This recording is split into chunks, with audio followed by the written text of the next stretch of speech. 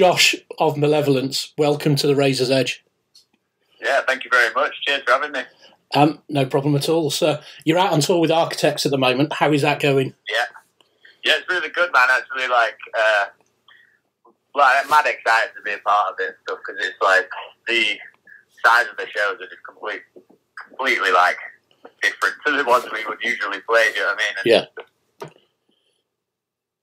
A band that we've listened to for years and years and years, even all the way back to when it was like Nightmares was the first record or whatever. Do you know what I mean? So it's cool, and I think the reception that we've got so far, just from people turning up early. Obviously, we're opening. Yeah. So sometimes it can be kind of rough if you've got a venue that's as big as 10,000 people or whatever, like Ali Pali.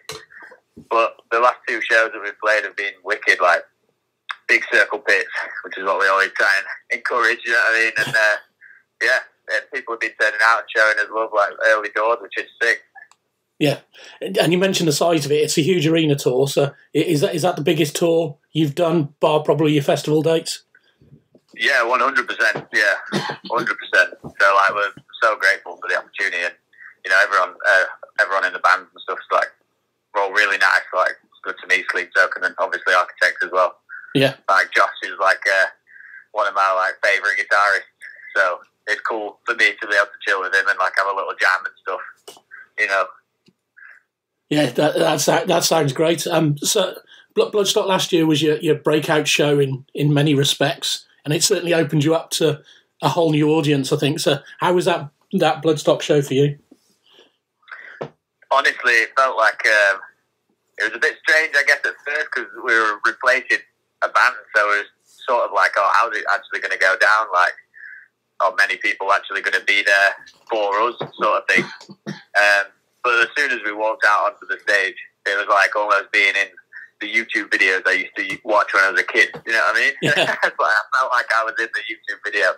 But it was sick. The response was insane. So, and it did, like you said, it was sort of like a breakthrough sort of thing. It seemed to help us out. Yeah. To no end, really. It was after that, everyone I spoke to was just saw the set at Bloodstock or see the video of you at Bloodstock or heard Bloodstock was sick. Do you know what I mean? So it was kind of strange. Obviously it was a good show, but sometimes you don't realise how important things like that can be until afterwards. Do you know what I mean? So it was a good experience, and it's a cool festival we've never been before.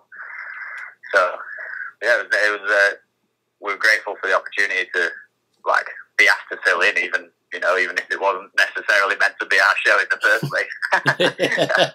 Yeah, and from where I was that day, it was a phenomenal show, and you've been the band on everyone's lips ever since, really. So, what's the buzz been like? Thank you very much.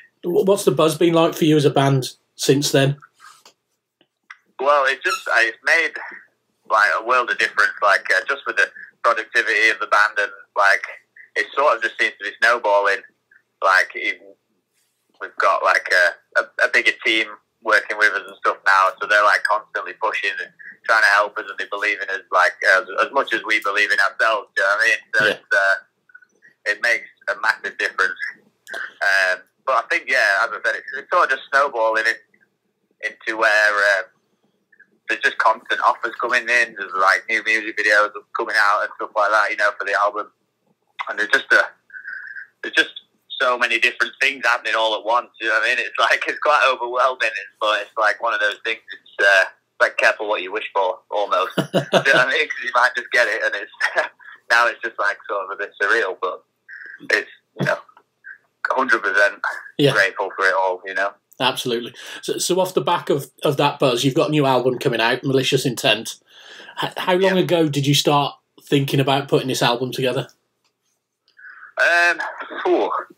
To be honest, the last sort of EP that we released, The Other Side, some of the songs on the album are sort of I wrote them in the same time frame as some of the songs on this album. Do you know what I mean? So it's been some of them a few years old. Do you know what I mean? It's over the lockdowns and stuff, I sort of wrote about 20 songs, sort of thing. Just to make sure that stay creative, and then I can sort of go through it and pick out the best bits that I sort of want and then we can all go through it together, and I can build the songs that way. So there's a lot of different stuff going down, and I think. Sorry, I'm just trying to get out of the way because we're going to start sound checking. So it's like super loud. You know what I mean? It's distracting. All I can hear is like guitars in the background. But yeah, I wrote half the songs and like in the lockdown really, and then since then it sort of just got snowballed and kept building and building and going through it. You know, changing little bits and trying to perfect everything, as well as sort of steer the sound in a more conscious way. Do you know what I mean? So it's like, I feel like with Malevolence, in the past, it's sort of been one of those things where there's like a super heavy side, and then some songs we've got like quite chill. Do you know what I mean? And nice and like sort of melodic, and so it's trying to sort of bring those two things together without it sounding too cliche. Do you know what I mean? Yeah. Because I think like everyone always, it's that classic thing, and it's like, yeah, the heavy bits are heavier, the soft bits are like more melodic or whatever, and it's, which every band ever says.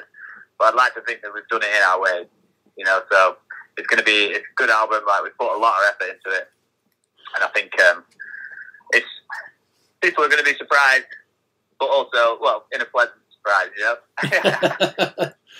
Yeah, and I've been listening to the album this week. It's got an absolute huge sound to it. I can't describe it as anything other than huge. And it's like being in that field of Bloodstock all over again. Oh, mate, yeah, cheers.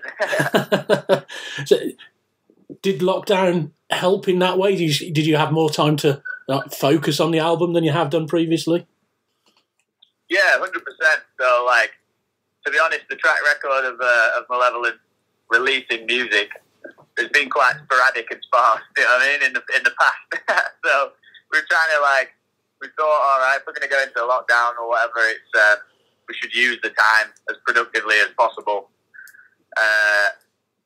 And then obviously it just sort of carried on going, didn't it? Like, there was like however many lockdowns, and it was 2 years was passed, and you know, so yeah, we just tried to use it as much as possible, like working every day, just whether it's riffs or just adding little layers or trying to work on like recording techniques. And we sort of, when we were like able to again, you could sort of like get together in groups of like 2 or 3 or whatever. We were like renovating a warehouse space, so we've just completed that. It's like got the new practice room in it, it's got the studio in it, it's got all the merch warehouses in there as well. So we like run everything ourselves through that. Yeah.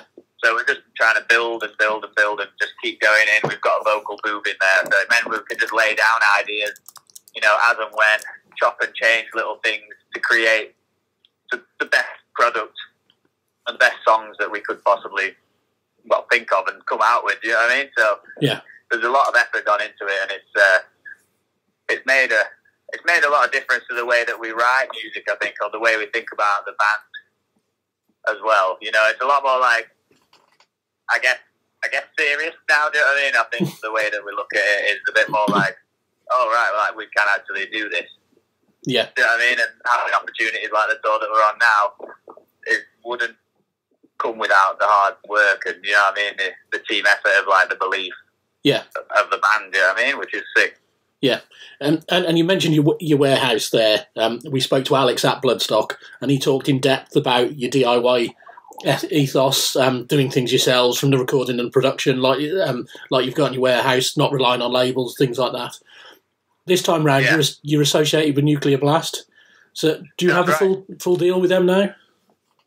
Yeah, so, well, it still ran through our label, Malevolence, like, because we'd only just really set that up for the release of the EP. We didn't want to just go, you know, and leave it all behind. Like, we've created it for a reason. It's to release our music, you know, and like our friends' music who we think is good, you know what I mean? And, yeah. But sometimes it seems like there's only so far you can go with your own thing. But Nuclear Blast are like super cool about it, so we've just basically like teamed up with it, you know. So it's still on our label as well as it's on theirs, you know. So if we get like, we can push our side of it, and it's still very much our thing, but we get the benefits of things like well, the benefits of nuclear blast at the same time. You know, there's like marketing, a bit more power on like things like Spotify playlisting and stuff. You know, things like that. That like kind of it's a lot harder to get it. You know, individually, but at the same time, we don't want to just be like. Well, it's not like Sold as Souls or anything like that. You know what I mean? They're all like super cool. Like the deal's wicked. They're all really nice and like it's working well for both sides. And like we couldn't really be happier with it, to be honest. Do you think that being with them has changed your DIY ethic at all, or is it you're still out on your own, doing it your own way? No, I don't think it's changed it like at all. Really, like we're still learning about stuff. You know, obviously, like doing an arena tour. It's not really that. There's not really that much DIY stuff to it. You know what I mean? But we're in a van still. We're pulling the trailer. Do you know what I mean? Like we don't really have any crew still. Like we've got a front of house because it's like, you know, you sort of have to have a sound guy. You know what I mean? Like in an arena. But like that's it. You know, we just brought one of our mates who like is helping us with merch and just basic like stage hands and stuff. So. I think we're still doing it as DIY as possible. Do you know what I mean? It's like you don't always need all the fancy things just because you can have it. Do you know what I mean? It's like a lot of the time it's just basically money. That end of the day, money that could be in your pocket if you're gonna come away for months at a time on a tour. You sort of have to have something to show for it at the end. Do you know what I mean? Otherwise, you skin. You know what I mean? You can't pay your bills, and then whatever happens after that. Do you know what I mean? So. I think the DIY thing is still definitely a part of the way we run the band and the way we play music. But, you know, obviously the bigger your band gets, the more opportunities you have to build on your success. And like I said, like build a warehouse space with a studio in it. Do you know what I mean? It's like that's not funded by Nuclear Blast. It's like funded by us. Like we built that before we signed any of that stuff. Do you know what I mean? So it's still completely like we renovated the whole thing as well. It was like a old factory toilet, you know. So like we stripped everything off the walls, laid all the carpets, did all the plumbing, did all the electrics, did all the plastering, painted it all, built the studio desk. You know what I mean? And like set everything up in there. Do you know what I mean? So put new walls in to divide up the vocal booth and stuff. Soundproofed it all. So you know, we built it from the ground up, and it's like I think that's like. Why a lot of people like it, you know, it's just basically hard work, and that's it. You know what I mean, that's what goes into it. So hopefully, we'll reap the rewards of trying. You know what I mean? Yeah.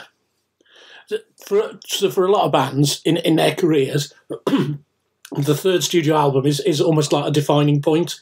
The album that announces the band as a real contender, and you look at. Bands like Slayer with Rain in Blood or Metallica with Master of Puppets as two examples of that. So do you think after two albums that have established Malevolence as an entity, Malicious Intent is now that piece of work that will drive you forward to that world domination? I very much think so, to be honest. It's kind of weird to think about it like that, I guess, but, well, from my point of view. But I think, like, in general... Like, I love the first two albums, but you know, I think, like I was saying earlier, the sound is a lot more together. I think throughout the album, the songs are a little bit more, like, structured. There's, you know, when I was writing a lot of the riffs, it was sort of, like, with bigger places in mind, do you know what I mean? I want to play the arenas, do you know what I mean? I want to play the, like, massive stages at festivals and things like that, do you know what I mean? And it's, like... I still want to see everyone going mental. Do you know what I mean? So it's like I want to have like still massive breakdowns. I want to have like, you know, but as well as choruses that people could sing their heart out to. Do you know what I mean? And like jump about and crowd surf and like, do you know what I mean? Just generally have the best time as they possibly can. Yeah. So I do think that like the album sort of catered itself to that, but I think it's just the maturity of being in a band for so long and having a few releases, you know, and sort of picking the bits that we like, obviously, but we also think that the fans like the most about our band, you know what I mean? Because it's like, it's for everyone as much as it's for us, do you know what I mean? Yeah.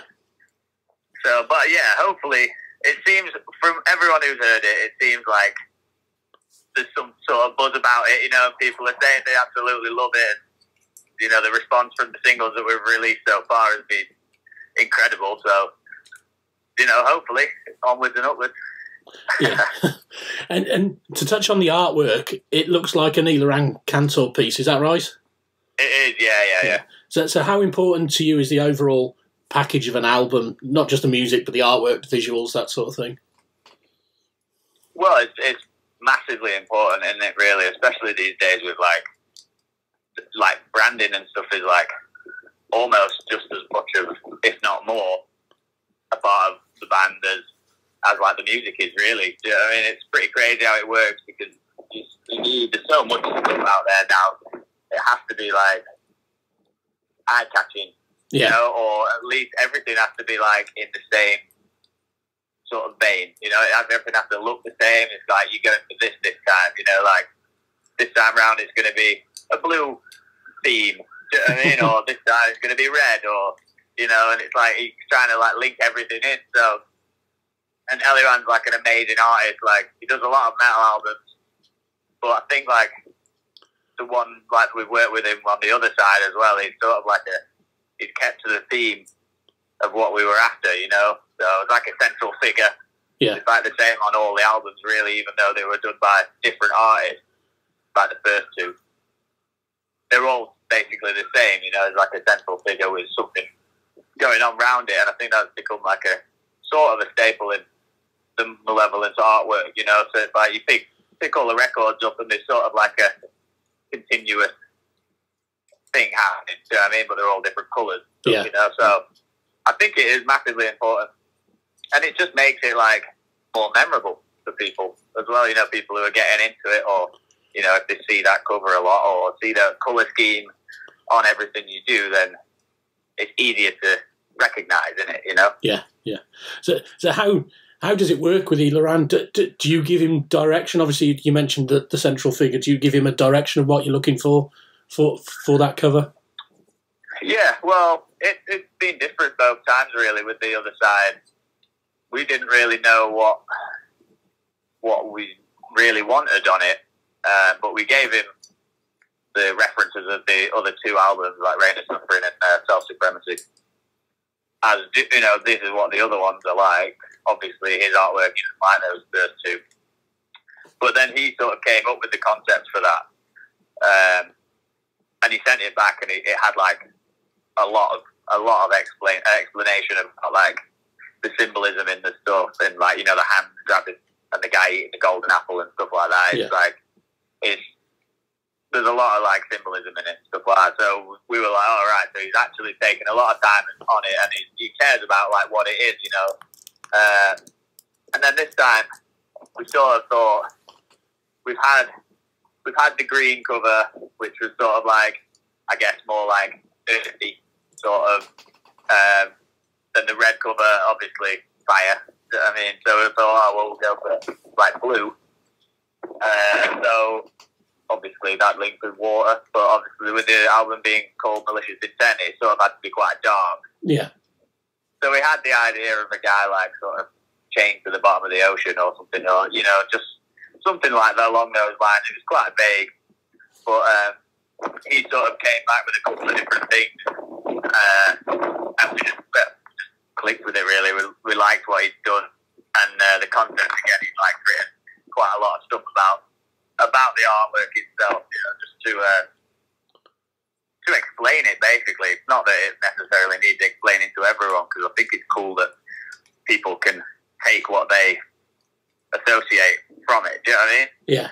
When you look at a piece of artwork. But yeah, obviously, it's in a nutshell, it's like a guy that's inside a box of water, you know? Like, he could just breathe at the top. Do you know? It's like a slight air pocket, which is cool. You know, it's like, it's even though it's quite a bright colour scheme, there's quite a dark undertone of, like, the meaning behind it, you know, and obviously it's been called Malicious Intent. It sort of indicates that, you know, he's, like, so close to the edge, but he could just, every so often he could get that last breath of air, you know, before he goes under and stuff again, which is kind of pretty weird.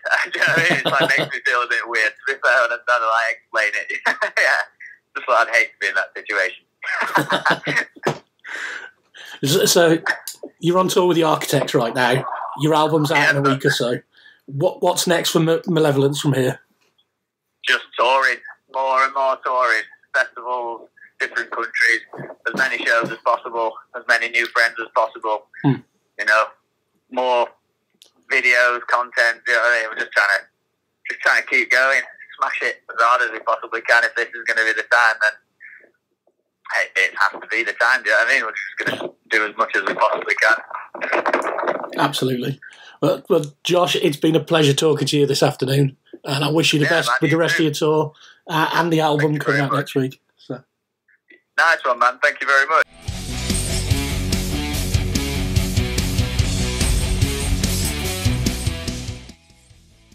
Thanks for listening. Make sure you keep up to date with future episodes by subscribing to our channels. For more information on this podcast, or for all the latest music news, reviews, interviews and more, head over to our website, www.therazorsedge.rocks.